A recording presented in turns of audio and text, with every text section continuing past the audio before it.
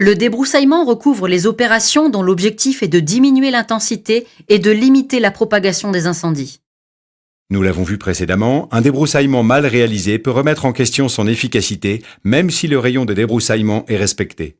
Il faut donc attacher une attention particulière aux règles techniques qui permettront de créer une discontinuité verticale et horizontale du combustible.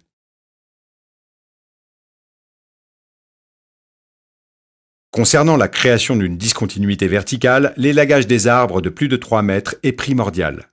Il doit être effectué sur 30 à 50% de leur hauteur avec un minimum de 2 mètres de hauteur. Cela empêchera le feu de passer des arbustes aux arbres.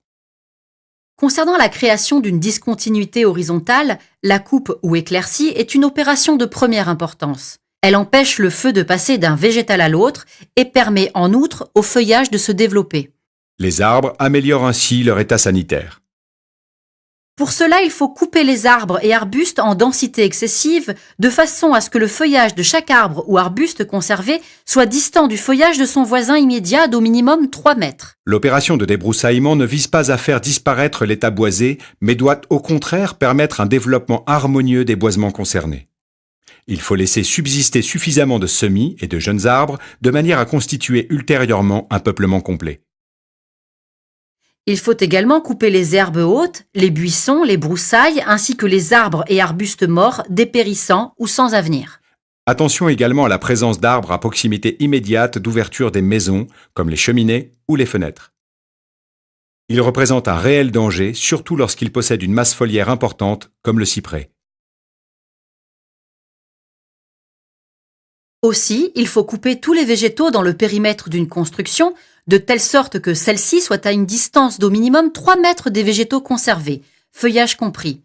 Les arbres remarquables dont le feuillage est situé à moins de 3 mètres d'une construction peuvent être conservés sous réserve d'appliquer à la végétation environnante un traitement spécifique détaillé par l'arrêté préfectoral relatif au débroussaillement. Aucun arbre ne doit toucher ou surplomber l'habitation. Le ratissage dans les 20 premiers mètres autour de l'habitation, bien que facultatif, peut s'avérer particulièrement efficace et complète le travail préalable d'éclaircie et d'élagage, ainsi que la coupe des herbes sèches. Dans le cas présent, la propagation du feu s'est arrêtée exactement à la limite des travaux réalisés. Les terrains agricoles, les vergers, oliveraies et plantations de chênes truffiers cultivés et régulièrement entretenus suffisent à la protection contre les incendies et ne nécessitent pas de traitement spécifique. Concernant le débroussaillement des voies d'accès privées donnant accès aux habitations, il est nécessaire de couper tous les végétaux situés à l'aplomb de la chaussée sur une hauteur de 5 mètres et sur une largeur de 5 mètres, voies comprises. Cela donnera la possibilité aux véhicules de secours de se rendre chez vous.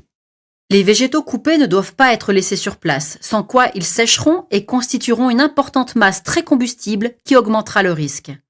Il est préconisé pour les éliminer De les amener en déchetterie, ou de les broyer, voire de les brûler dans le respect de la réglementation d'emploi du feu. La période idéale pour faire les gros travaux s'étend de début octobre à fin février. Les travaux de finition ou d'entretien annuel, tels que le fauchage et le broyage, sont à faire au printemps, entre début mars et fin mai, après les pluies qui augmentent la pousse de la végétation. Tous les travaux devront absolument être réalisés avant le début de la saison à risque, soit pour la fin mai, afin de vous apporter la protection nécessaire en cas d'incendie. De plus, la réalisation de travaux de débroussaillement en été présente un fort risque de mise à feu et est donc à proscrire formellement. L'emploi du feu pour le brûlage des végétaux est interdit toute l'année et en tout lieu dans le Gard. Cependant, une dérogation est possible pour les travaux liés aux obligations légales de débroussaillement si aucune déchetterie acceptant les déchets verts ne se situe à côté de votre habitation. Le brûlage est alors possible entre le 15 septembre et le 14 juin. Ces derniers sont définis par l'arrêté préfectoral d'emploi du feu que vous pouvez consulter en mairie et sur le site internet de la préfecture.